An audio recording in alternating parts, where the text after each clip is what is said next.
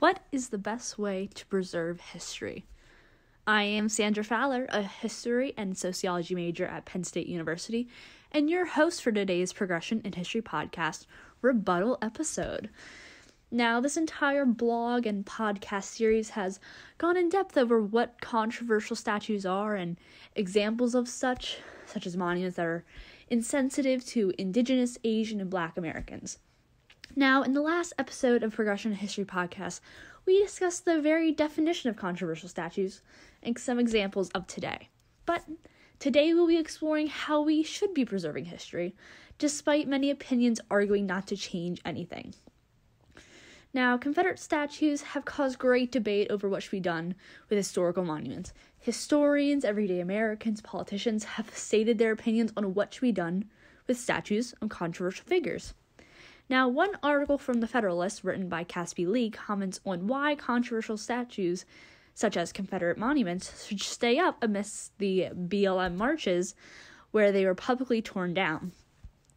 Now, Lee is known for his articles and works on public art and architecture, specifically his arguments for reviving classical architecture.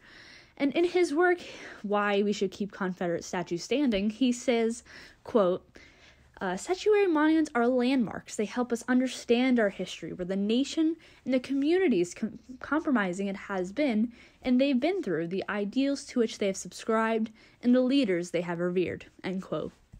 Now, as a history major, I totally agree with that sentiment, that no matter what, our human experience should be documented and not be forgotten. Every aspect of history has to be preserved and remembered, the good and the bad, because they're all lessons for the present to build and learn from. But at one point, does conserving history ever involve sentiments quoted by Lee, actually? He quoted, Jim Crow went down more than half a century ago. Few, if any, of our statue desecrators have ever experienced real political oppression or economic provision. Far more likely, their fantasticism answers not so much to an unjust world as to a profound emptiness within themselves, a spiritual void that must be papered over with narcissism and hatred, end quote. Now, how does insulting others' opinions and experiences aid in preserving history? At what point is actually being made in glossing over the Jim Crow era and racism and discrimination people feel today? Now, representation isn't being woke amidst a cancel culture, but it's actually about showing all sides of history: black, white, male, female, religious, non-religious, all aspects of humanity and civilizations.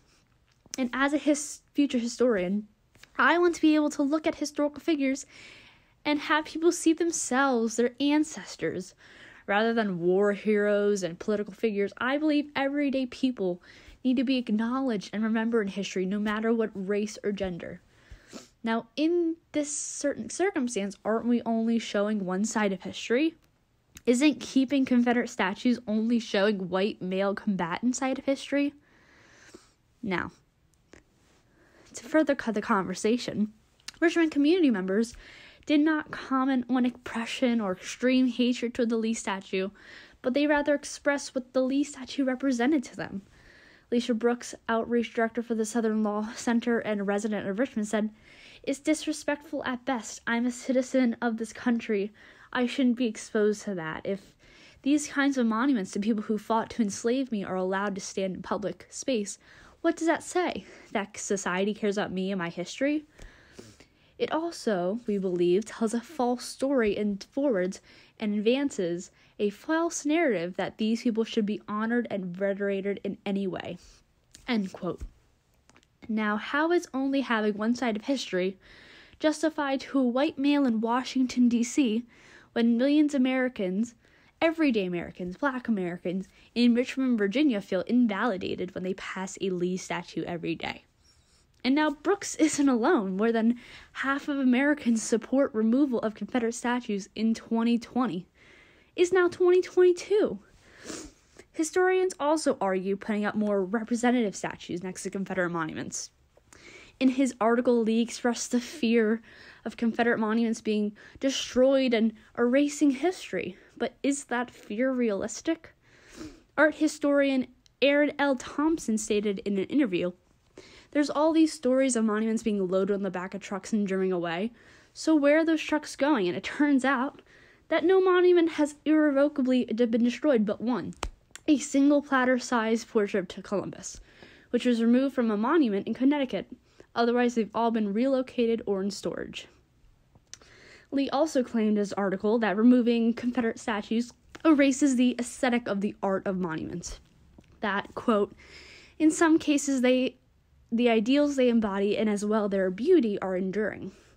But this aesthetic and artistic value of Confederate monuments is only seen in some cases.